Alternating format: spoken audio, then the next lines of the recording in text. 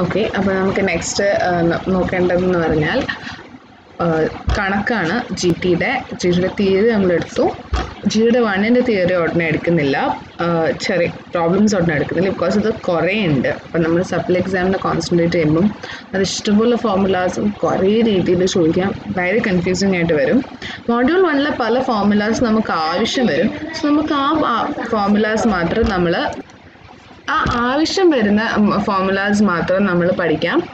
എന്നിട്ട് ആ ഫോർമുലാസ് തന്നെ ആയിരിക്കും മെജോറിറ്റി മോഡ്യൂൾ 1 നിന്ന് ചോദിക്കാൻ പോകുന്ന ഡയറക്റ്റ് ആപ്ലിക്കേഷൻ. അങ്ങനെയാണെങ്കിൽ നമുക്കത് അറ്റൻഡ് ചെയ്യാം.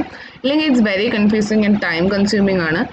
നമുക്കൊട്ടും അത് പഠിച്ചെത്തത്തുമില്ല, കുറേ ഉണ്ട്. സോ നമുക്ക് ബാക്കി മോഡ്യൂൾസിൻ്റെ പ്രോബ്ലം നോക്കാം, which is comparatively very easy. അപ്പം സെക്കൻഡ് മോഡ്യൂളിൽ നമുക്ക് നോക്കേണ്ടത് result of sieve analysis. Question വായിക്കാം. The results of a sieve analysis of a soil are given below. Total mass of the sample is 900 grams. അപ്പോൾ IS sieve എന്ന് പറഞ്ഞാൽ 10, 20 IS sieve classification full എഴുതി. ഓരോ സീവിലും retain ചെയ്തേക്കുന്ന സോയിലിൻ്റെ മാസും എഴുതി. അപ്പോൾ question എന്ന് പറഞ്ഞാൽ draw the particle size distribution curve, hence determine the uniformity coefficient of curvature. അപ്പോൾ ആദ്യം നമുക്ക് പാർട്ടിക്കിൾ സൈസ് ഡിസ്ട്രിബ്യൂഷൻ കർവ് വരയ്ക്കണം. അപ്പോൾ എന്താണ്, നമുക്ക് IS sieve എല്ലാം എഴുതി, മാസ് റീറ്റെയിൻഡ് തന്നിട്ടുണ്ട്. ഇനി പെർസെൻറ്റേജ് മാസ് റീറ്റെയിൻഡ് കണ്ടുപിടിക്കണം. അതെന്ന് പറഞ്ഞാൽ കോളം 2 ടോട്ടൽ മാസ് എന്ന് പറയുമ്പോൾ ഈ ഫുള്ള് ടോട്ടൽ മാസ് ക്വസ്റ്റ്യനിൽ തന്നിട്ടുണ്ട് 900 grams ആണെന്ന് അല്ലേ. ക്വസ്റ്റ്യനിൽ തന്നിട്ടുണ്ട് total mass by total mass into 100 ചെയ്യുമ്പോൾ പെർസെൻറ്റേജ് റീറ്റെയിൻഡ് നമുക്ക് കിട്ടും. പെർസെൻറ്റേജ് റീറ്റെയിന് ശേഷം പിന്നെ ക്യുമുലേറ്റീവ് എന്ന് പറഞ്ഞാൽ ഇത് തൊട്ട് ഇതെല്ലാം ആഡ് ചെയ്ത് നമ്മൾ പോകുന്നതാണ് ക്യുമുലേറ്റീവ് പെർസെൻറ്റേജ് തന്നെ. ലൈക്ക് ഇപ്പം ഇത് കറക്റ്റ് 3.89, 8.33 എങ്ങനെ വന്നു പറഞ്ഞാൽ 3.89 പ്ലസ് 4.44, 17.22 എങ്ങനെ വന്നു 3.89 പ്ലസ് 4.44 പ്ലസ് 8.89. അങ്ങനെയാണ് ക്യുമുലേറ്റീവ് പെർസെൻറ്റേജ് റീറ്റെയിൻഡ് കിട്ടിയത്. അത് കഴിഞ്ഞാൽ പെർസെൻറ്റേജ് ഫൈനർ എന്ന് പറഞ്ഞാൽ 100 മൈനസ് ഈ ക്യുമുലേറ്റീവ് പെർസെൻറ്റേജ് ചെയ്താൽ നമുക്ക് പെർസെൻറ്റേജ് ഫൈനർ കിട്ടും. ഇത്രയും നമ്മൾ കണ്ടുപിടിച്ചു. ഇനി നമുക്കടുത്ത് ഗ്രാഫ് വരയ്ക്കണം. അതിനു മുന്നേ ഡയറക്റ്റ് ഗ്രാഫ് വരയ്ക്കൽ തന്നെയാണ്. അപ്പോൾ നമ്മൾ ലോഗറിതമിക്കിൽ ഇവിടെ പെർസെൻറ്റേജ് ഫൈനറും ഇവിടെ പാർട്ടിക്കിൾ സൈസും എഴുതി ഗ്രാഫ് വരച്ചു. ഗ്രാഫ് വരച്ചിട്ട് നമ്മൾ അതിൽ നിന്ന് D10, D30 ആൻഡ് D60 ഇതിത്രയും നമ്മൾ പ്ലോട്ട് ചെയ്ത് കണ്ടുപിടിക്കും. എന്തിനാണ് നമ്മളിത് പ്ലോട്ട് ചെയ്ത് കണ്ടുപിടിക്കണേ? നമുക്ക് യൂണിഫോമിറ്റി കോഎഫിഷ്യൻറ്റും CC എന്താണ് കോഎഫിഷ്യൻ്റ് ഓഫ് കർവേച്ചർ ഇത് കണ്ടുപിടിക്കണം. അപ്പോൾ യൂണിഫോമിറ്റി കോഎഫിഷ്യൻ്റ് D60/D10 CC എന്ന് പറഞ്ഞാൽ D30² / D60 × D10. അപ്പോൾ നമുക്ക് രണ്ട് വാല്യൂസും കിട്ടി. അതാണ് ഈ പ്രോബ്ലം എന്ന് പറഞ്ഞാൽ. നെക്സ്റ്റ് ഒരു പ്രോബ്ലം നോക്കാം. The following observations were taken during a pipette analysis for the determination of particle size distribution of a soil sample. Depth below the water surface at which the sample was taken is equal to 100 mm. Capacity of pipette is equal to 10 ml. Mass of the sample when dried is equal to 0.3 gram. Time of taking sample is equal to 7 minutes after the start. Volume of the soil suspension in the sedimentation tube is equal to 500 ml and dry mass of the soil used in making suspension is equal to 25 grams. അപ്പോൾ നമ്മൾ ഇത്രയും നമുക്ക് values ഇവിടെ given ആണ്. Determine the coordinate of the point on the particle size distribution curve corresponding to the above observations.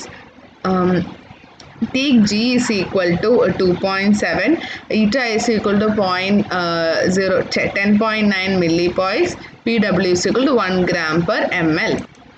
ഈ coordinate of point എന്ന് ഉദ്ദേശിക്കുന്നത് diameter of the particle കണ്ടുപിടിക്കാനാണ്. ഡയമീറ്റർ ഓഫ് ദ പാർട്ടിക്കിളും പെർസെൻറ്റേജ് ഫൈനർ കണ്ടുപിടിക്കാനാണ് ഇവിടെ question. അപ്പോൾ diameter of the particle നമുക്ക് direct ഒരു ഇക്വേഷൻ ഉണ്ട് ഈ പിപ്പറ്റ് അനാലിസിസ് അല്ലെങ്കിൽ ഹൈഡ്രോമീറ്റർ അനാലിസിസ് വരുമ്പോൾ ഉള്ളത്. അതെന്ന് പറഞ്ഞാൽ 0.3 eta He/G into G-1 ρW into T. ഇതിൽ നമുക്ക് ഈറ്റ ρWയും ജിയും ഗിവൺ ആണ്.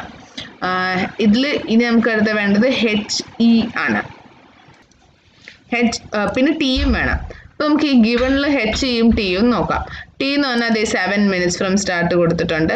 ഇനി HE എന്ന് പറയുന്നത് ഡെപ്ത് ആണ്. Depth below the water surface at which the sample was taken, അത് 100 ആണ്. ഇതെല്ലാം ഇവർ സെൻറ്റിമീറ്ററിലാണ് കൺവേർട്ട് ചെയ്തേക്കുന്നത്. അതുകൊണ്ടാണ് 100 ഇവിടെ 10 ആയത്.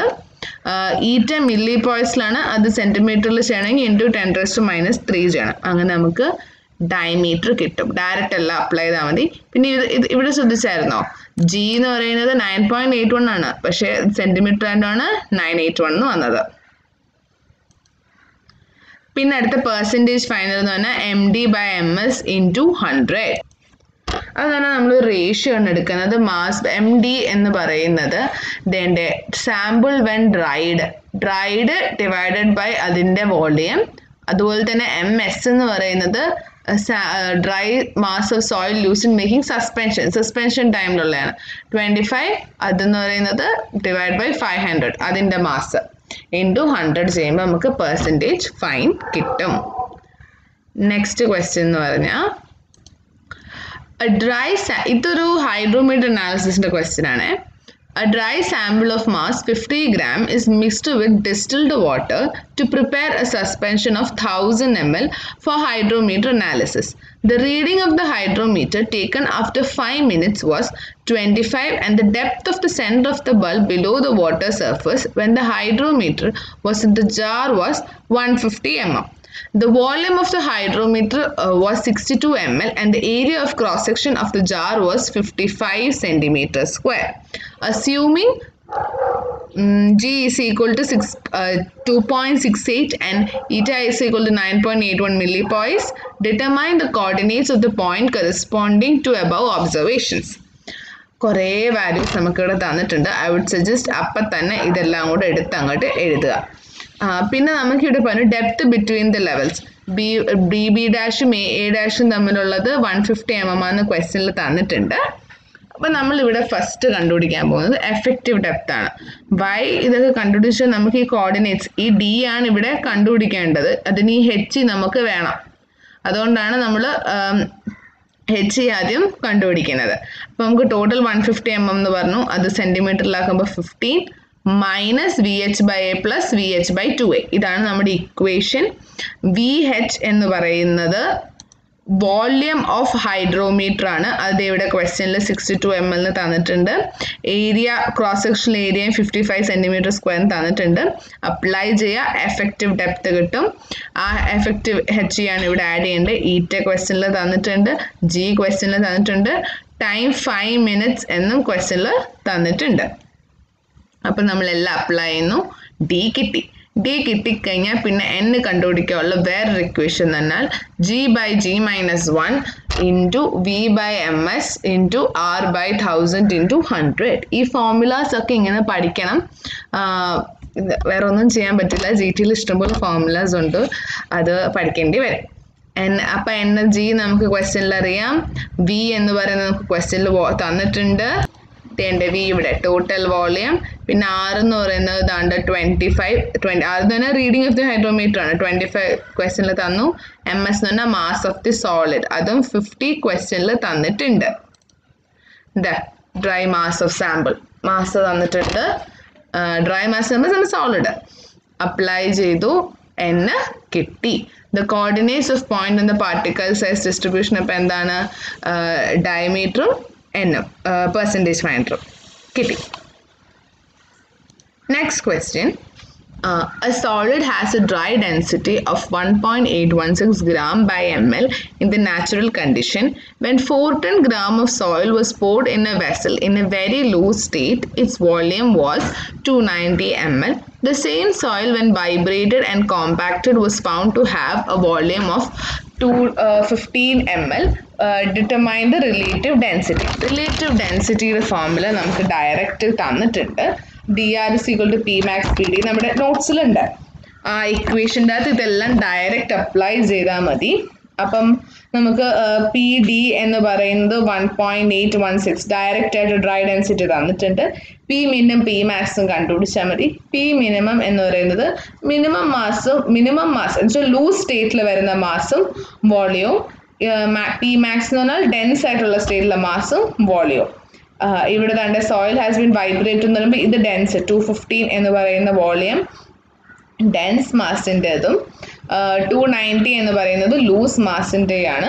പിന്നെ എത്രത്തോളം സോയിൽ നമ്മൾ എടുത്തു എന്നുള്ളത് എൻ്റെ 410 ക്വസ്റ്റിൽ തന്നിട്ടുണ്ട്. ഡയറക്റ്റ് ക്വസ്റ്റൻ ആണ്, ജസ്റ്റ് അപ്ലൈ ആ ഇക്വേഷൻസിൽ. നമുക്ക് വാല്യൂ കിട്ടി. Next question. The test for the relative density of soil in place was performed by digging a small hole in the soil. The volume of the hole was 400 ml. ഒരു volume നമുക്ക് തന്നിട്ടുണ്ട്. And the moist weight of the excavated soil was 9 Newton. After oven drying, the weight was 7.8 Newton of the over dried soil. 4 Newton was poured into the vessel in a very loose state and his volume was found to be 270 ml. The same weight of the soil when vibrated and tamped had a volume of 200 ml. Determine the relative density. ഇതും മറ്റേ ക്വസ്റ്റ്യനുമായിട്ട് ഭയങ്കര same ആണ്. Same procedure ആണ്. ഇവിടെയും ലൂസും ഡെൻസിൻ്റെയും volume സോയിലിൻ്റെ എടുത്തേക്കുന്ന സോയിലൊക്കെ തന്നിട്ടുണ്ട്. ഒരേ വ്യത്യാസം, ഇവിടെ നമുക്ക് എക്സ്കവേറ്റഡ് സോയിൽ ന്യൂട്ടണിലാണ് തന്നേക്കുന്നത്. 9 ന്യൂട്ടണും പിന്നെ ഒരു 7.8 ന്യൂട്ടണും 4 ന്യൂട്ടണൊക്കെയാണ് തന്നേക്കുന്നത്. ഈ ന്യൂട്ടണിനെ മാസ് ആക്കാൻ ഡിവൈഡഡ് ബൈ 9.81 വന്ന് ചെയ്യാം. നമുക്ക് പക്ഷെ 9.81 ഇല്ലാതെയും ഇത് ചെയ്യാം. ഡയറക്റ്റ് ന്യൂട്ടണിൽ നമുക്ക് കണ്ടുപിടിക്കാം.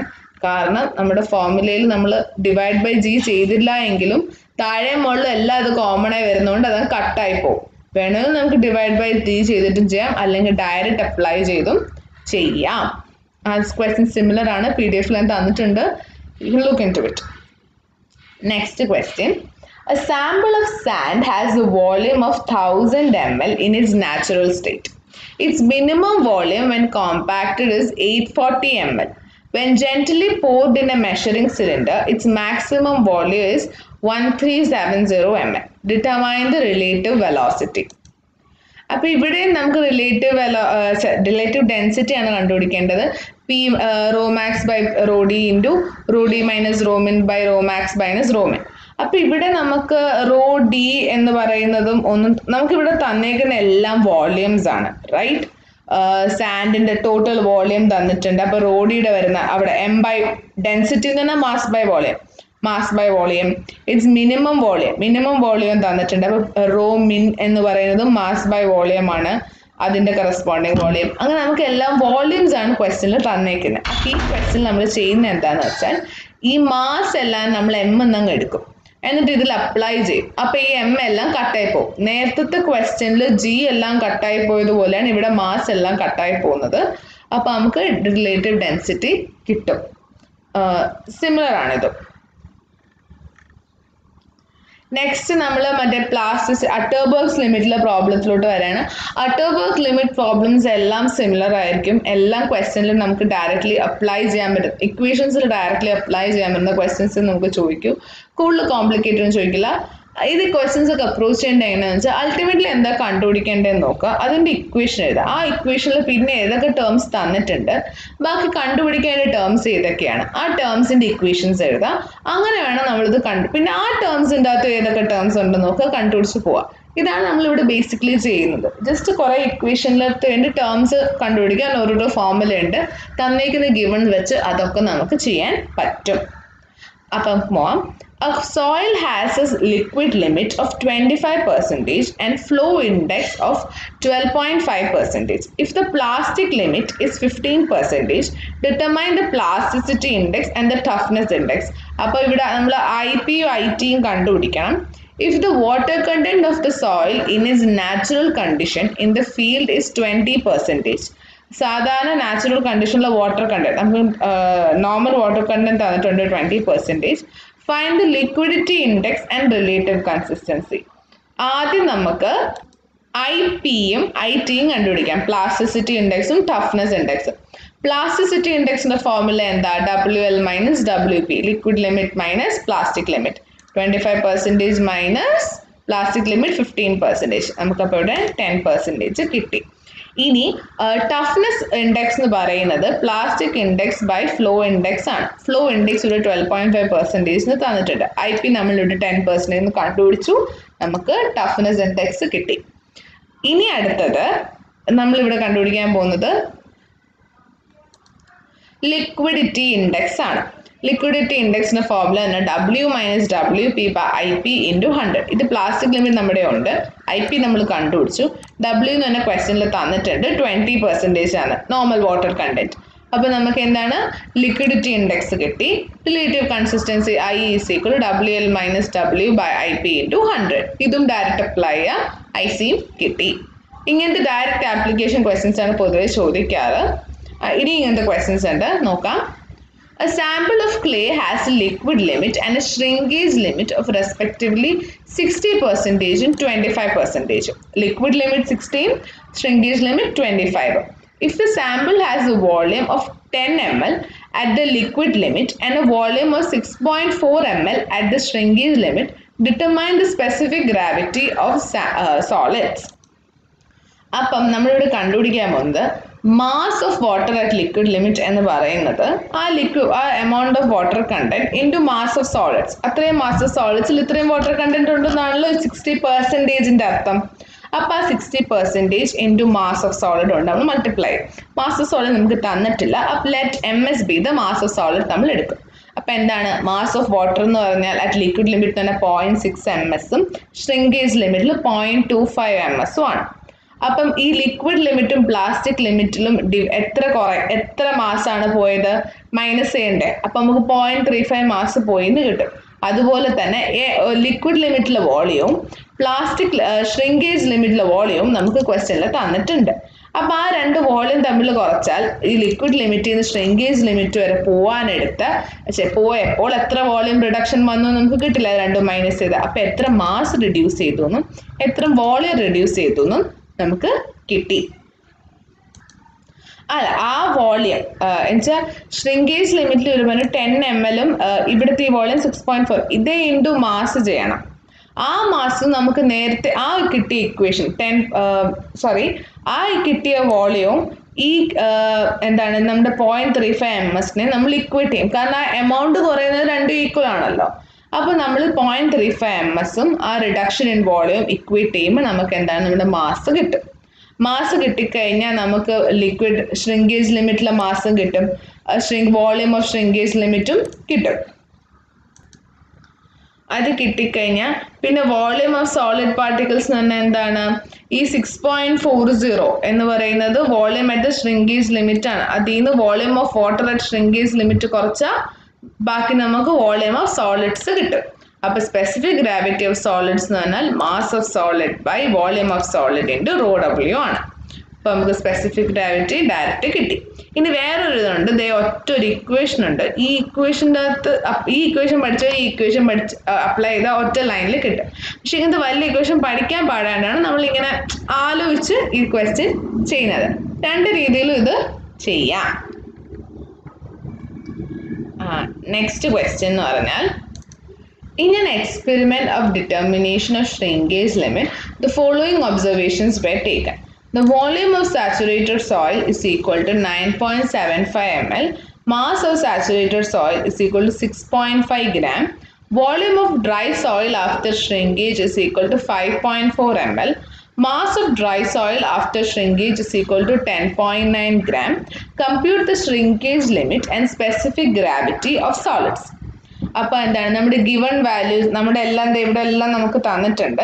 ഷ്രിങ്കേജ് ലിമിറ്റിന്റെ ഫോർമുല എന്ന് പറഞ്ഞാൽ എന്താ M1 minus MS minus V1 minus V2 into ρW by MS. എല്ലാ സാധനങ്ങളും നമ്മുടെ ക്വസ്റ്റ്യനിൽ തന്നിട്ടുണ്ട്. ഡയറക്റ്റ് അപ്ലൈ ചെയ്യുക, ഷ്രിങ്കേജ് ലിമിറ്റ് കിട്ടി. സ്പെസിഫിക് ഗ്രാവിറ്റിയുടെ equation MS by V1 ρW minus M1 minus MS direct apply ചെയ്യുക കിട്ടി. ഈ ഇക്വേഷൻ തന്നെയാണ് കേട്ടോ നമ്മളിവിടെ എടുത്തേക്കുന്ന രണ്ട് ഇക്വേഷൻ വ്യത്യാസം. നെക്സ്റ്റ് ഈ ഞാൻ പറഞ്ഞത് 2, 3, 4 നമുക്ക് ഈ നോക്കുന്ന ക്വസ്റ്റ്യനിൽ അറിഞ്ഞൂടാത്ത ഇക്വേഷനൊക്കെ എഴുതി വെക്കുക. ആ ഇക്വേഷനൊക്കെ എന്തായാലും പഠിച്ചിരിക്കുക. ആ ഇക്വേഷനൊക്കെ പൊതുവെ മോഡ്യൂൾ 1 ഇക്വേഷനാണ്. മോഡ്യൂൾ 1 ഇഷ്ടംപോലെ ഇക്വേഷൻസ് ഉണ്ട്. അത് വെച്ച് അത് അത്രയും പഠിച്ചുകൊണ്ടിരിക്കുന്ന ടൈമിൽ ആക്ച്വലി നമുക്ക് ബാക്കി മോഡ്യൂളിന് ആവശ്യമുള്ള ഇക്വേഷൻസ് മാത്രം പഠിച്ചിട്ട് പിന്നെ മോഡ്യൂൾ 1 ആ ഇക്വേഷൻ്റെ അകത്ത് വരുന്ന ക്വസ്റ്റ്യൻ ആണ് നമുക്ക് അറ്റൻഡ് ചെയ്യുക. അതായിരിക്കും നല്ലൊരു strategy. Okay. A soil has a liquid. Next question. A soil has a liquid limit and plastic limit of 47% and 33%.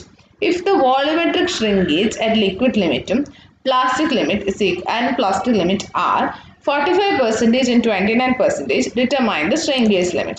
അപ്പോൾ shrinkage limit at liquid limit അതിൻ്റെ ഇക്വേഷൻ എന്താ V1 minus VD by VD into 100. നമുക്കത് VL ആക്കാം. അതിലിട അതെന്ന് പറഞ്ഞാൽ 44 ആണ്, liquid limit എന്ന് പറയുന്നത് 47 ആണ്. അപ്പം നമുക്ക് ഇതിൽ നിന്ന് നമുക്ക് എന്താണ് VD VL by VD VD എന്ന് പറയുന്നത് സോളിഡിൻ്റെ സംഭവമാണ്. അപ്പോൾ V1 by VD is equal to 1.44 എന്ന് കിട്ടും. അതിൽ നമുക്ക് VD is equal to 0.64 VL എന്ന് കിട്ടും.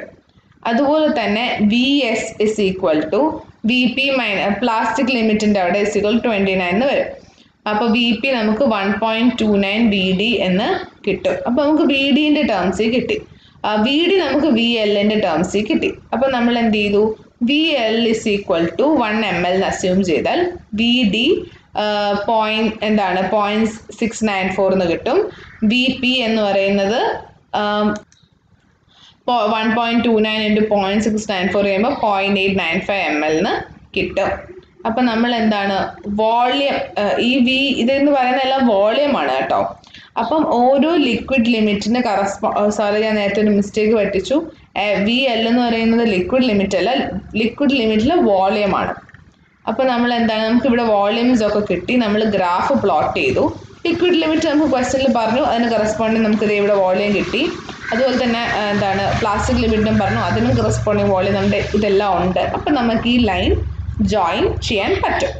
അപ്പം നമ്മളിത് കിട്ടിക്കഴിഞ്ഞിട്ടാണ് നെക്സ്റ്റ് നമ്മൾ കണ്ടുപിടിക്കേണ്ടത് ഈ പ്രൊപ്പോർഷൻ വെച്ചിട്ട് നമുക്കിവിടെ കണ്ടുപിടിക്കേണ്ടത് VSലെ ലിക്വിഡ് ലിമിറ്റ് ആണ്. VSലെ ലിക്വിഡ് ലിമിറ്റ് നമ്മുടെ ഇല്ല. അപ്പം നമുക്ക് ഈ ലിക്വിഡ് ലിമിറ്റ് നമ്മൾ ഗ്രാഫ്സ് എല്ലാം പ്ലോട്ട് ചെയ്തു. ഈ VS ആണ് കിട്ടേണ്ടത്. ഇത് നമുക്ക് എന്താണ് സിമിലർ ട്രയാങ്കിൾസോ പ്രൊപ്പോർഷണാലിറ്റി ലിമിറ്റ് വെച്ചോ സുഖമായിട്ട് VS കിട്ടും. അതാണ് ഇവിടെ ചെയ്തേക്കുന്നത്. എന്താണ് W1 മൈനസ് VS എന്ന് പറയുന്നത് എന്താണ് 1/0.7 1 മൈനസ് 0.694 ആണ് ഈ 0.7 നമ്മൾ എടുത്തത്. അത് റഫായിട്ട് 0.7 ആയിട്ട് നമുക്ക് കാൽക്കുലേറ്റ് ചെയ്യാം. is equal to VP minus VS by അതിൻ്റെ കറസ്പോണ്ടിങ് വോളിയംസ്. അത് വെച്ചിട്ട് നമുക്ക് VS കിട്ടി, ഷ്രിങ്കേജ് ലിമിറ്റ് കിട്ടി. അതാണ് ഈ ക്വസ്റ്റ്യൻ. നെക്സ്റ്റ് നമ്മൾ മൊഡ്യൂൾ 3, ഇത്രയും മൊഡ്യൂൾ 2ലെ പ്രോബ്ലംസ് ആയിരുന്നു. ഇനി നമ്മൾ മൊഡ്യൂൾ 3ലെ പ്രോബ്ലത്തിലോട്ട് പോവാണ്. മൊഡ്യൂൾ 3ലെ പ്രോബ്ലംസ് ഒക്കെ ഡയറക്റ്റ് ക്വസ്റ്റ്യൻസ് ആട്ടോ. ആദ്യം കോൺസ്റ്റന്റ് ഹെഡ് പെർമിയബിലിറ്റി ടെസ്റ്റിൻ്റെ ഒരു ഇക്വേഷൻ ഉണ്ടല്ലോ, K is equal to QL by AH. ആ ഇക്വേഷനിൽ കണ്ടുപിടിക്കുക, കെയും ക്യൂവും കണ്ടുപിടിക്കുക എന്നുള്ളത് മാത്രമേ ഉള്ളൂ. ഈ ക്വസ്റ്റ്യൻ എന്ന് പറഞ്ഞാൽ നമുക്കിപ്പോൾ given distance between the piezometer tapping is equal to 10 mm എന്ന് പറഞ്ഞാൽ എന്താ നമുക്കിവിടെ ലെങ്ത് ഓഫ് സാമ്പിൾ ആണ് ഈ തന്നേക്കുന്നത്, രണ്ടിതിൻ്റെ ഇടയിലുള്ളത്. പിന്നെ difference of water level in piezometer, വെള്ളത്തിൻ്റെ ഡിഫറൻസ് ഹെഡ് H60 mm തന്നു. അത് കഴിഞ്ഞാൽ diameter of test sample 100 mm diameter വന്നു. ദാറ്റ് മീൻസ് നമുക്ക് ഈ ഏരിയ കണ്ടുപിടിക്കാം, π/4 d². Quantity of water collected 250 ml. ആ ഡ്യൂറേഷൻ ഓഫ് ടെസ്റ്റ് എന്ന് പറയുന്നത് 270 seconds ആണ്. അപ്പോൾ ഡിസ്റ്റൻസ് എന്ന് പറഞ്ഞാൽ 350/270 നമുക്ക് നമ്മുടെ ക്യൂ കിട്ടും. എല്ലാം ഡയറക്റ്റ് കെയിൽ അപ്ലൈ ചെയ്ത് കൊടുക്കുക, നമുക്ക് ആൻസർ കിട്ടും. സിമ്പിൾ. സെയിം വേ ആണ് falling head permeability test was conducted on a soil sample of 4 cm diameter, 18 cm length, head H1 H2 തേണ്ട 1 meter 0.4 meter, time 20 minutes, cross sectional ഏരിയയും 1 cm². എല്ലാം direct തന്നിട്ടുണ്ട്, ചുമ്മാ ഇക്വേഷനിൽ അപ്ലൈ ചെയ്ത് കൊടുത്താൽ മതി, കിട്ടി. ഈ രണ്ട് ക്വസ്റ്റ്യൻ നിങ്ങൾക്ക് അങ്ങനെ ആവശ്യമില്ല. പിന്നെ നെക്സ്റ്റ് ക്വസ്റ്റ്യൻ എന്ന് പറഞ്ഞാൽ the coefficient of permeability of soil at void ratio 0.7 എന്ന് പറയുന്നത് 4 × 10⁻⁴. അപ്പോൾ find the coefficient of permeability at void ratio 0.5. എന്താണ് permeability coefficient is equal to C × ρW/μ × എന്താണ് E³ 1 + C × d². ഈ ഇക്വേഷൻ നമുക്ക് പഠിക്കാനുണ്ട്. അപ്പോൾ ഇവിടെ എന്ന് പറഞ്ഞാൽ നമ്മൾ കണ്ടുപിടിക്കേണ്ടത് 0.7 K 0.7 എന്ന് പറയുമ്പോൾ വോയിഡ് റേഷ്യോ 0.7 ആകുമ്പോൾ എന്നുവെച്ചാൽ ഈ 0.7 ആകുമ്പോൾ എന്താണ് 4 × 10⁻⁴ ആണ്. 0.5 ആവുമ്പോഴാണ് കണ്ടുപിടിക്കേണ്ടത്. ഒന്നുമില്ല, 0.7 0.5 തമ്മിലിട്ട് എന്താണ് റേഷ്യോ എടുത്തു. അപ്പോൾ 0.7 നമുക്കറിയാം. ഇത് C/ρW/η അത് കോമൺ ആണ്, സോ കട്ടായി പോവും. ഈ ഡിവൈഡ് ചെയ്യുമ്പോൾ പിന്നെ നമുക്ക് ആകെ ഇവിടെ അറിയേണ്ടത് K 0.5 മാത്രമാണ്. ഇത് ഇക്വേഷൻ സോൾവ് ചെയ്യുമ്പോൾ സുഖമായിട്ട് കിട്ടും. അത്രേ ഉള്ളൂ. ഈ ഓൾട്ടർനേറ്റീവ് മെത്തേഡിൻ്റെ അകത്ത് നമ്മൾ കുറേ ഫോർമുലയൊക്കെ പഠിക്കണം. ഈ ഫോമിൽ നമുക്ക് പഠിക്കാനുണ്ട് കേട്ടോ. By the way K is equal to 1.4 K 0.85 e square. അതിന് പകരം ഇതാണ് പഠിക്കുന്നതാണ് നല്ലത്. This thing. Okay, next question, ഇത് ലാസ്റ്റ് ക്വസ്റ്റ്യൻ ആണ്. ഇത് ഇമ്പോർട്ടൻറ്റ് ക്വസ്റ്റ്യൻ ആണ്. പൊതുവേ ഈ മോഡലിൽ ചോദിക്കുന്ന ഈ ക്വസ്റ്റ്യൻ ആണ്. ഭയങ്കര സിമ്പിളാണ്, ഭയങ്കര ഡയറക്റ്റ് ആണ്. Determine the average coefficient of permeability in the horizontal and vertical direction for a deposit consisting of 3 layers of thickness 5 meter, 1 meter and 2.5 meter. അപ്പോൾ നമുക്കിവിടെ H1, H2, H3 ആണ് തന്നേക്കുന്നത്. ഇതെന്തിൻ്റെ പ്രോബ്ലം എന്ന് അറിയാം? മറ്റേ സ്ട്രാറ്റിഫൈഡ് ലെയേഴ്സ് വരുമ്പോൾ നമ്മൾ coefficient of permeability എങ്ങനെ കണ്ടുപിടിക്കുന്നതാണ്. Having the coefficient of permeability K1, K2, K3 3 values respectively, assume the layers are isotropic. അപ്പം നമുക്ക് എന്താണ് ആവറേജ് കോഎഫിഷ്യന്റ് കണ്ടുപിടിക്കണം. ഹൊറിസോണ്ടൽ ആണെങ്കിൽ ഫോർമുല കെ എന്ന് പറയുന്നത് K1 × H1 + K2 × H2 + K3 × H3 / H1 + H2 + H3 എല്ലാം തന്നിട്ടുണ്ട്. ഡയറക്റ്റ് അപ്ലൈ ചെയ്യാം. വെർട്ടിക്കൽ ആണെങ്കിൽ H1 + H2 + H3 / H1 / K1 + H2 / K2 + H3 / K3. Equation നമുക്ക് ഡയറക്റ്റ് തന്നിട്ടുണ്ട്. എല്ലാ സ്ഥാനത്തും തന്നിട്ടുണ്ട്. ഡയറക്റ്റ് അപ്ലൈ ചെയ്യാം. അത്രേ ഉള്ളൂ. രണ്ട് ഇതും കിട്ടി. ഇത് മോഡൽസിന്റെ പകുതി വരെ ആയുള്ളൂ. Permeability portion. ഇനി ഒരു എഫക്റ്റീവ് സ്ട്രെസ്സിന്റെ ഒരു പോർഷൻ ഉണ്ട്. അതിന്റെ പ്രോബ്ലംസ് നമുക്ക് നെക്സ്റ്റ് പാർട്ടിൽ എടുക്കാം.